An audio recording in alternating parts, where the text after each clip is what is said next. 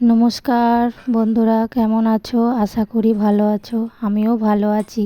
আজ শনিবার, আমাদের নিরামিষ, তাই দুপুরের লাঞ্চে ছিল সাদা ভাত আর করলা দিয়ে মটর ডাল, যেটাকে আমরা তেঁতুর ডাল বলি।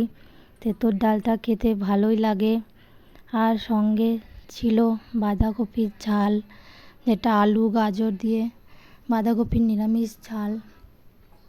সঙ্গে ছিল পটল ভাজা, প্লেন পটল ভাজা, আর সাথে ছিল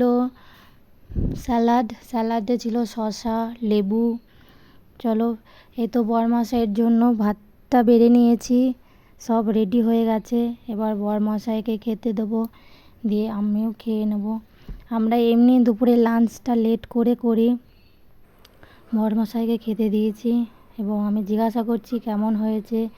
সে তো বলছে ভালোই হয়েছে। আমার এই মিনি ব্লগটা কেমন লাগছে সবাই কমেন্টে জানাবে। ভালো লাগলে আমার ফেসবুক পেজটাকে ফলো করে দেবে।